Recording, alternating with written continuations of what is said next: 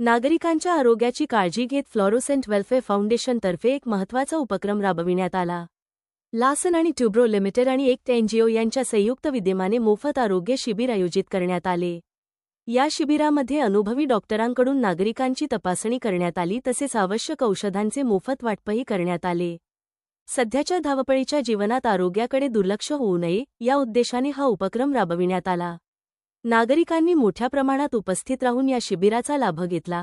आरोग्य हीच खरी संपत्ती आहे, हा संदेश या उपक्रमातून देण्यात आला. फ्लोरोसेंट वेलफेअर फाउंडेशनतर्फे मोफत आरोग्य शिबिराचे आयोजन करण्याचा मुख्य उद्देश आपला काय आहे? उद्देश हाच आहे की आजकाल लोकांना आरोग्याविषयी एवढी काळजी लोक घेत नाहीत. तर आमचं आहे की लोकांना अवेअरनेस करणं की तुमचं शरीर तुमचं महत्त्वपूर्ण आहे. त्याकरता आम्ही लोकांना गाईड करतो, शरीर अवेअरनेस करतो. त्याचबरोबर आम्ही आज मेडिकल कॅम्प केलेला आहे लोकांना फ्रीमध्ये. त्यामध्ये डॉक्टरचं चेकअप फ्री आहे, इव्हन मेडिसिन पण आम्ही फ्री देत आहोत आणि LNTच्या मार्फत आम्ही काम करत आहोत. आणि या सुभाषनगरमध्ये हा इव्हेंट ठेवलेला आहे. या शिबिराच्या मागे कोणकोणत्या आजारांची तपासणी आणि कोणत्या प्रकारच्या चाचण्या केल्या जाणार आहेत? जनरल हेल्थ मेडिकल, ताप, थंडी, खोकला, त्यानंतर मग गुडघेदुखी, कंबरदुखी वगैरे असे जे जनरल जे आजार आहेत त्याच्याविषयी कॅम्प आहे.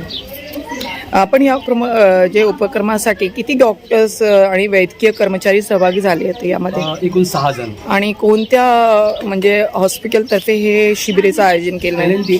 LNT हेल्थ सेंटर आहे, त्यांच्याद्वारे हे आयोजित केलेलं आहे. तपासणीनंतर जे आहे गंभीर रुग्ण आढळल्यास पुढच्या उपचाराची काही मार्गदर्शन किंवा मदत केली जाणार आहे का? हॉस्पिटलमध्ये आम्ही रेफर करतो, मग तिकडे जाऊन ते हॉस्पिटलला जाऊन ते आपलं चेकअप करतील. तिकडे त्यांना डिस्काउंट मिळेल आपल्याकडनं गेल्यानंतर.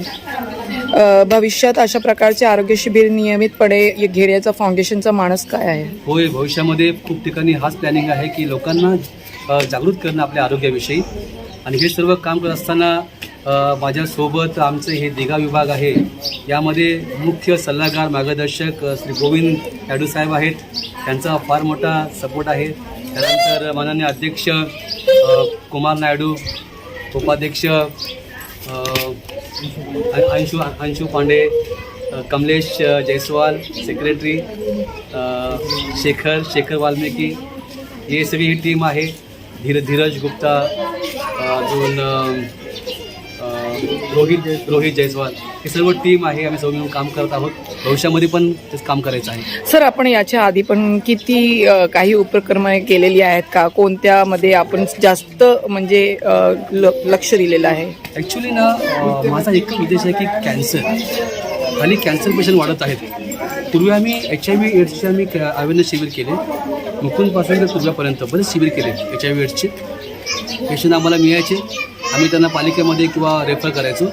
आता कॅन्सर पेशंट आम्ही कॅन्सर अवेअरनेस शिबिर करून लोकांना कॅन्सरच्या विषयी जे मार्गदर्शन करायचं आहे, जी भीती आहे कॅन्सरबद्दल का कशी होते ती लोकांना घालवायची आहे आणि योग्य उपचार लोकांना वेळीच द्यायचा आहे.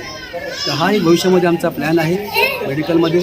दुसरं, आम्ही रस्त्यावरचे जे लोक पडलेले असतात, जखमी अवस्थेमध्ये बेवारस लोक असतात, तर त्या लोकांना जाऊन त्यांना भेटणं, जखमी असेल त्यांना उचलून त्यांना दवाखान्यात घेऊन जाणं, आश्रममध्ये त्यांना घेऊन जाणं, हे आम्ही कामं करतो. आजपर्यंत बरेच लोकांना आम्ही असं हॉस्पिटल्स केलेलं आहे. त्यांना आश्रममध्ये नेऊन त्यांना तिकडून आम्ही त्यांना ते गावी पण त्यांना आम्ही पाठवलेलं आहोत. आणि हे मेडिकलचं करता आम्ही हेल्थ करता आम्ही एज्युकेशनमध्ये काम करत आहोत. जे विधवाचे लेकरं आहेत, ज्ञानात लेकरं आहेत, त्या लेकरांना 1ली ते 5वीच्या वयोगटात लेकरांना मोफत ट्युशन असं देतो आम्ही. मोफत 1 रुपये घेत नाही आम्ही.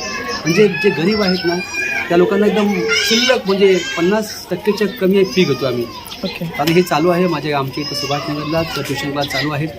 संध्याकाळी 7:30 ते 8:30 2 तास. किती मुलं यामध्ये? 38 मुलं आहेत. 38 मुलं. आपली फाउंडेशन कुठल्या वर्षी सुरू करण्यात आली होती आणि काय काय म्हणजे आणखी कामं केलेली आहेत आपण? आम्ही अगोदर फाउंडेशन नसताना देखील आम्ही काम केलं, आम्ही सेवाभावी काम केलं. पण आता 1 वर्ष होत आहे हे फाउंडेशन सुरू केलं आम्ही.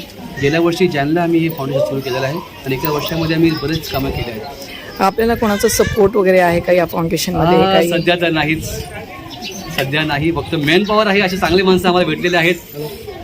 पण असं आशा आहे की सपोर्ट सुरू होईल तर अजून आम्ही जोमाने काम करू.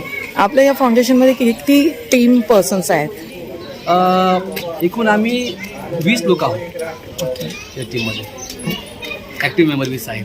भविष्यात आणखी काय काय उपयोग करण्याची आपली आशा आहे आणखी? भविष्यामध्येच कॅन्सरवर जास्त लक्ष देण्याचा प्रयत्न. फोकस तोच आहे कॅन्सर पेशंट. तर मी डोळ्याने बघितलं कॅन्सर लोक पेशंटला. त्यानंतर बाकी जे आहेत जे टीबीचे पेशंट आहेत टीम मध्ये कोणी महिला आपल्या दिसत नाही, काही महिलांचा आपल्याला सहभाग भेटला आहे महिला का? आहे पण सॉरी कामावर गेल्याच, अच्छा. सुट्टी मिळाली नाही. महिला पण चांगल्या ॲक्टिव्ह रोलमध्ये आहेत. स्त्रियांना अवेअरनेस करण्यासाठी त्यासाठी काम करत आहोत. आपण एक आरटीओचं पण हो, केला हा, होता. ते हो. काय आपला उद्देश होता त्या आरटीओचं करण्याचा? आपल्या भारतामध्ये ना अपघात मृत्यू वाढत आहे, पण लोकांना सांगून देखील अपघात होत आहेत. तर नवी मुंबईमध्ये, ठाण्यामध्ये जो अभियान असतो वर्षभराचा, त्यामध्ये आम्ही स्किट करतो. आम्ही सीट बेल्ट लावा, हेल्मेट लावा, 3 लोक बाईकवरती प्रवास करू नका, रिस्की ओव्हरटेकिंग करू नका, ओव्हरलोड करू नका, सीट बेल्ट लावा. आम्ही फक्त अवेअरनेस तेवढंच करत नाही. आम्ही 1 वर्ष आम्ही रिक्षावाल्यांमध्ये पण आम्ही अवेअरनेस करतो, ट्रकवाल्यामध्ये अवेअरनेस करतो, ठाण्याला वाशीला ट्रक टर्मिनल्स त्यामध्ये ड्रायव्हर लोकांना आम्ही घेऊन अवेअरनेस करतो. म्हणजे मेन उद्देश आपल्या अपघात रोखणं आहे. अपघात थांबवणे. आपल्या चुकीमुळे अपघात व्हायला नाही पाहिजे आणि आपल्यामुळे कोण निष्पाप कोणाचा जीव जायला नाही पाहिजे, नुकसान व्हायला नाही पाहिजे. हा उद्देश आहे. थँक्यू. डॉक्टर सायली, या मोफत आरोग्य शिबिरामध्ये कोणकोणत्या तपासण्या केल्या जात आहेत आणि याच्या नागरिकांमध्ये कसा फायदा होणार आहे? ह्याच्यामध्ये जनरल कॅम्प घेतोय आपण. मग ह्याच्या थ्रू आपण पेशंटना फ्रीमध्ये मेडिसिन देतोय. परत त्यांच्यासोबत त्यांचा BP चेक करतोय, शुगर चेक करतो, डोळ्यांसाठीची औषधं देतो, स्किनसाठीची औषधं आपण देतोय, गुडघेदुखी वगैरेसाठीचा पण बाम आपण त्यांना प्रोव्हाइड करतोय. सध्या या परिस्थितीत कोणते आजार जास्त प्रमाणात आढळत आहेत आणि यामागे प्रमुख कारणे काय असतील? आता सध्याचं वातावरण आणि पोल्युशन बघून सर्दी, खोकला, ताप हे सगळं जास्त वाढलं आहे. त्याच्यामध्ये पाण्यामध्ये बदल झाल्यामुळे स्किन इन्फेक्शन पण जास्त पेशंटला होत आहे. मग याच्यावर पण आपण इथे ट्रीटमेंट देतो. तपासणी गंभीर रुग्ण आढळल्यास पुढील उपचारांना त्यांना कशा प्रकारे मार्गदर्शन किंवा मदत केली जाणार आहे आम्ही आपल्या याच्या संदर्भात पेशंटला डिस्क्राईब करून सांगतो की त्यांना काय होतंय काय नाही. आणि याचा आम्ही LNT आणि ब्रह्मकुमारी हॉस्पिटल दोन्हीकडे पेशंटला रेफर करतो. ओके. अजूनपर्यंत आपण किती पेशंटची तपासणी केलेली आहे आतापर्यंत आपण 70 पेशंट आणि त्यामध्ये कोणते गंभीर आपल्याला काय पेशंट आढळले? नॉर्मल पेशंट होते फक्त जनरल.